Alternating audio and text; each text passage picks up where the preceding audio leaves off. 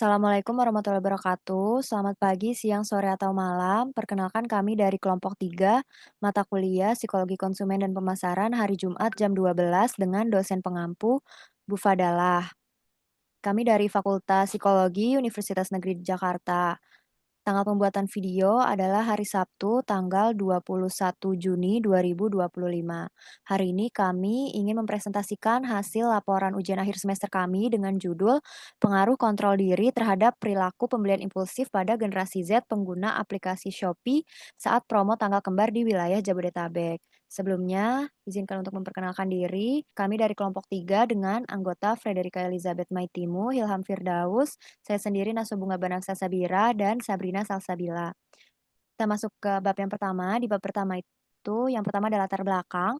Latar belakang dari penelitian ini adalah perkembangan teknologi digital telah mengubah cara masyarakat Indonesia berbelanja, yang mana sekarang masyarakat Indonesia itu banyak berbelanja menggunakan e-commerce. Salah satunya adalah Shopee, yang memungkinkan konsumennya untuk membeli barang hanya dengan sentuhan jari saja. Tidak ada lagi batasan ruang dan waktu. Nah, Gen Z yang merupakan kelompok pengguna internet terbanyak menjadi target utama dari berbagai strategi pemasaran digital. Salah satu strategi yang sangat menarik perhatian Gen Z adalah promo tanggal kembar. Misalnya kayak tanggal 1 di bulan 1, tanggal 2 di bulan 2, dan seterusnya gitu. Promo ini seringkali disertai dengan diskon besar, gratis ongkir, dan flash sale yang menciptakan rasa urgensi untuk membeli. Nah, kondisi inilah yang mendorong munculnya perilaku pembelian impulsif, yaitu tindakan membeli secara tiba-tiba tanpa perencanaan yang dipicu oleh dorongan emosional. Namun, ternyata pada realitanya tidak semua orang yang terpapar promo tersebut langsung melakukan pembelian impulsif. Nah, disinilah peran kontrol diri menjadi penting. Kontrol diri adalah kemampuan seseorang untuk menahan godaan jangka pendek demi tujuan jangka panjang. Untuk selanjutnya ada identifikasi masalah. Dari penelitian ini, memiliki identifikasi masalah, promo tanggal kembar di Shopee mendorong pembelian impulsif di kalangan Gen Z. Namun tidak semua Gen Z terpengaruh, sehingga perlu diteliti peran kontrol diri dalam mempengaruhi keputusan belanja impulsif. Lalu pembatasan masalahnya adalah pada penelitian ini, penelitian dibatasi pada Gen Z pengguna Shopee di Jabodetabek yang berfokus pada perilaku impulsif saat promo tanggal kembar, serta membandingkan perilaku antara individu dengan kontrol diri yang tinggi dan yang rendah. Selanjutnya ada rumusan masalah. Yang pertama, bagaimana pengaruh kontrol diri terhadap perilaku pembelian impulsif pada generasi Z pengguna aplikasi Shopee saat promo tanggal kembar di wilayah Jabodetabek. Yang kedua, apakah terdapat perbedaan signifikan dalam perilaku pembelian impulsif antara individu dengan tingkat kontrol diri yang tinggi dan yang rendah di kalangan generasi Z pengguna Shopee di wilayah Jabodetabek? Lalu yang selanjutnya ada tujuan penelitian. Yang pertama, untuk mengetahui bagaimana pengaruh kontrol diri terhadap perilaku pembelian impulsif pada generasi Z pengguna aplikasi Shopee saat promo tanggal kembar di wilayah Jabodetabek. Yang kedua, untuk mengetahui apakah terdapat perbedaan signifikan dalam perilaku pembelian impulsif antara individu dengan tingkat kontrol diri yang tinggi dan yang rendah di kalangan generasi Z pengguna Shopee di wilayah Jabodetabek. Selanjutnya ada manfaat penelitian. Yang pertama ada manfaat teoritis, yaitu memberikan kontribusi terhadap pengembangan teori dalam bidang psikologi konsumen, khususnya mengenai hubungan antara kontrol diri dan perilaku pembelian impulsif. Lalu memperkaya literatur yang ada dan memberikan pemahaman yang lebih mendalam tentang faktor-faktor yang mempengaruhi keputusan pembelian di era digital. Lalu, menjadi referensi bagi penelitian selanjutnya yang ingin mengeksplorasi aspek-aspek lain dari perilaku konsumen dalam konteks e-commerce. Yang kedua, ada manfaat praktis. Yang pertama, memberikan masukan bagi pemasar dan pengembang aplikasi e-commerce dalam merencanakan strategi pemasaran yang lebih efektif dan etis. Yang kedua, menciptakan kampanye promosi yang lebih edukatif dan bertanggung jawab sehingga dapat membantu konsumen, khususnya generasi Z, dalam membuat keputusan pembelian yang lebih rasional. Dan yang terakhir, ada memberikan wawasan bagi orang tua dan pendidik dalam mendidik generasi muda tentang pentingnya kontrol diri dalam berbelanja sehingga dapat mengurangi perilaku pembelian impulsif yang merugikan.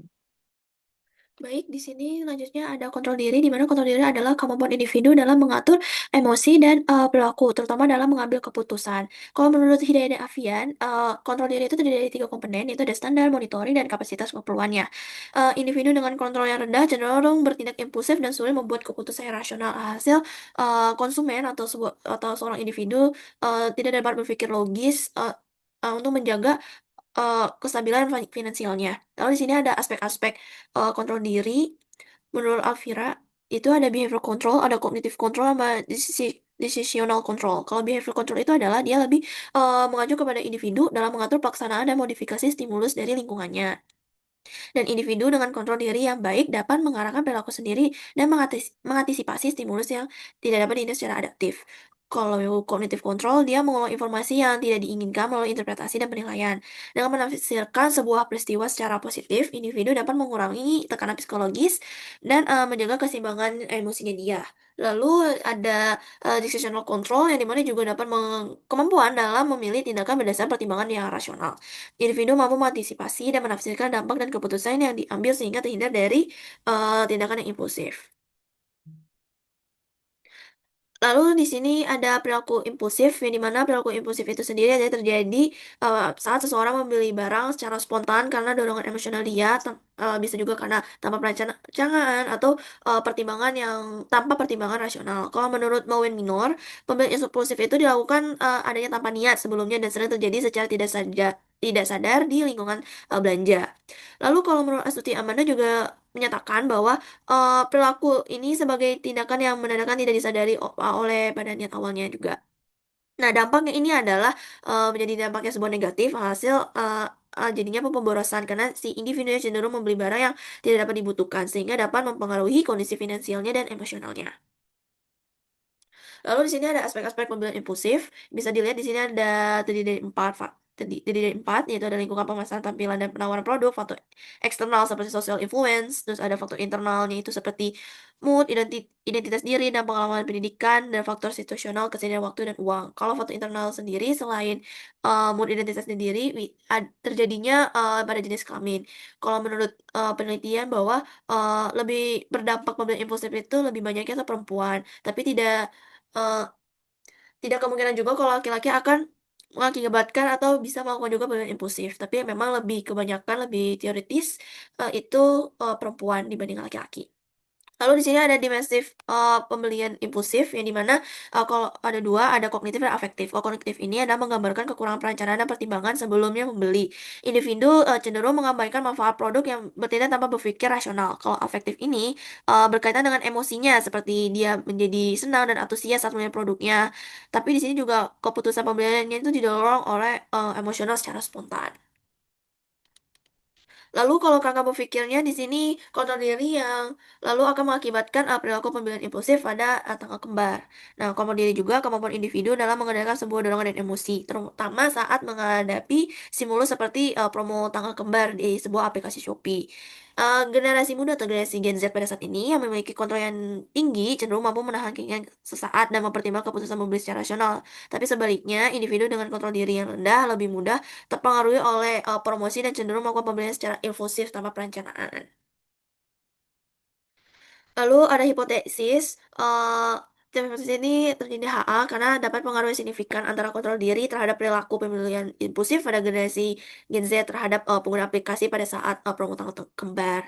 Lalu kalau hasil penelitian relevan, di sini kita ambil dari penelitian Nigita yang menemukan bahwa festival promo pada tanggal kembar di Shopee yang berada di daerah eh Bigedis, itu dapat mempengaruhi signifikan terhadap perilaku pemilihan impulsif pada generasi Z di Pulau Bengkalis. Itu dia nilainya signifikan dan korelasinya persen sebesar 0,054 yang dimana tingkat korelasinya itu sedang. Berarti di sini artinya adalah semakin sering promo tanggal kembarnya diadakan, semakin tinggi juga kecerdasan Gen Z atau semakin tinggi juga pembelanjaannya secara impulsif. Baik, di sini selanjutnya ada kontrol diri, di mana kontrol diri adalah kemampuan individu dalam mengatur emosi dan perilaku, terutama dalam mengambil keputusan. Kalau menurut Hidayat dan Avian, kontrol diri itu terdiri dari tiga komponen, yaitu ada standar, monitoring, dan kapasitas keperluannya. Individu dengan kontrol yang rendah cenderung bertindak impulsif dan sulit membuat keputusan yang rasional. Hasil konsumen atau seorang individu tidak dapat berpikir logis untuk menjaga kestabilan finansialnya. Lalu di sini ada aspek-aspek kontrol diri. Menurut Alvira, itu ada behavior control, ada cognitive control, sama decisional control. Kalau behavior control itu adalah dia lebih mengacu kepada individu dalam mengatur pelaksanaan dan modifikasi stimulus dari lingkungannya. Dan individu dengan kontrol diri yang baik dapat mengarahkan perilaku sendiri dan mengantisipasi stimulus yang tidak dapat diingat secara adaptif. Kalau cognitive control, dia mengolah informasi yang tidak diinginkan melalui interpretasi dan penilaian. Dengan menafsirkan sebuah peristiwa secara positif, individu dapat mengurangi tekanan psikologis dan menjaga keseimbangan emosinya dia. Lalu ada decisional control yang dimana juga dapat kemampuan dalam memilih. Ya, izin melanjutkan. Berikutnya ada metode penelitian Jadi tipe penelitian ini menggunakan kuantitatif dengan metode survei melalui G-form. Jadi tujuannya buat menguji apakah ada hubungan antara kontrol diri dan perilaku pembelian impulsif. Nah, desain yang digunakan adalah penelitian korelasional, yaitu buat mengetahui seberapa besar pengaruh kontrol diri terhadap perilaku pembelian impulsif pada generasi Z pengguna aplikasi Shopee saat promo tanggal kembar di Jabodetabek. Jadi variabel penelitiannya yang pertama definisi konseptual, yang yaitu pembelian impulsif, di mana perilaku membeli yang dilakukan secara spontan, tidak direncanakan, dan didorong oleh emosi tanpa pertimbangan rasional, itu menurut Vertranken dan Herabadi 2001. Sedangkan kontrol diri menurut Baumeister 2002 adalah kemampuan individu dalam menahan dorongan impulsif serta menyesuaikan perilaku berdasarkan prinsip dan tujuan jangka panjang. Oke, berikutnya definisi operasionalnya. Di skala pembelian impulsif mengacu pada dua dimensi. Yang pertama, aspek kognitif, yaitu tidak mempertimbangkan atau membandingkan sebelum membeli, dan afektifnya, dorongan emosional untuk segera membeli, kadang disertai penyesalan. Nah, sedangkan skala kontrol dirinya berdasarkan aspek dari Averill 1903. Yang pertama, behavioral control, mengatur pelaksanaan dan stimulus. Yang kedua, cognitive control, memperoleh informasi dan melakukan penilaian. Dan yang terakhir, decisional control, memilih tindakan dan menafsirkan peristiwa.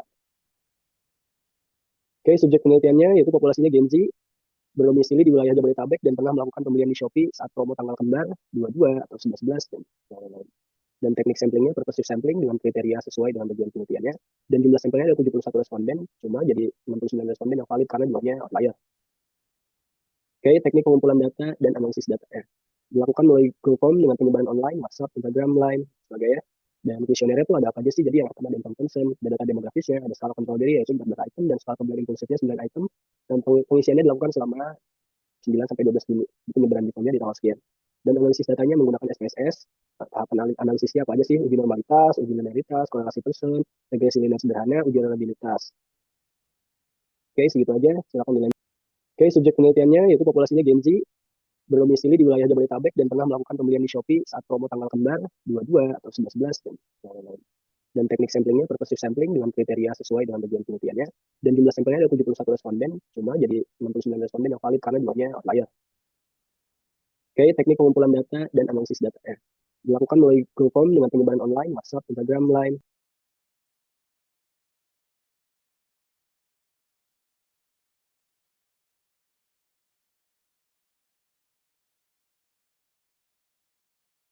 Selanjutnya masuk di bab 4, hasil penelitian dan pembahasan. Gambaran subjek penelitian, generasi Z kelahiran 1997 sampai 2012 berdomisili di wilayah Jabodetabek dan pernah melakukan pembelian saat promo tanggal kembar di Shopee.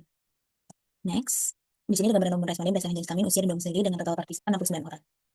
Kemudian di prosedur penelitian ada persiapan dan pelaksanaan. Persiapan pada 7 Juni, melakukan diskusi, menentukan variabel, melakukan studi literatur, dan menetapkan variabel penelitian. Kemudian 8 Juni menyusun hasilnya penelitian dan penyusunan kuesioner dalam bentuk digital. Untuk pelaksanaannya di 9 Juni ada penyebaran kuesioner selama 3 hari hingga 12 Juni penutupan dan pengumpulan respon dari Google Form ke Excel. Next ada reliability DFC atau impulsive buying dan discriminant item. Sini kurang balapannya kategorinya baik. Untuk itemnya ada yang bernilai negatif sehingga harus dibuang, yaitu item nomor 15. Kemudian setelah dibuang meningkatkan nilai kurang balapa dan masih dalam kategori baik. Kemudian untuk reliability IT kontrol diri, kategorinya juga baik dan tidak ada item yang bernilai negatif. Untuk deskriptif statistik dari dan IPA secara garis besar distribusinya baik, dengan sebenarnya nilai tidak ekstrim, tidak ada data yang hilang. Kemudian untuk ujian normalitas, taraf signifikansi DV dan IPA sama, yaitu 0,200, dan berarti lebih besar dari 0,05, yang berarti signifikan data terdistribusi normal. Untuk uji linearitas, DV berpengaruh 31,8% terhadap IV, taraf signifikansi 0,00 lebih kecil daripada 0,05, yang artinya linear satu sama lain. Kemudian analisis korelasi menunjukkan bahwa semakin tinggi kontrol diri seseorang, maka semakin tinggi pula kecenderungannya untuk tidak melakukan impulsif buying.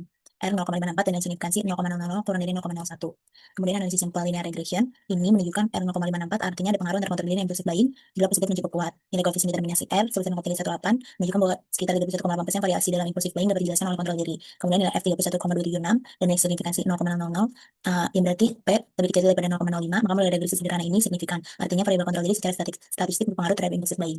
Pembahasannya secara garis besar, hasil penelitian ini memperkuat pentingnya kontrol diri sebagai salah satu determinan utama dalam meningkatkan kecenderungan untuk tidak melakukan impulsif buying pada generasi Z. Keterbatasannya, proses adaptasi instrumen tidak melibatkan ahli, sebenarnya responden kurang merata, dan dalam penelitian ini masih terdapat variabel lain yang mungkin bisa mempengaruhi impulsif buying.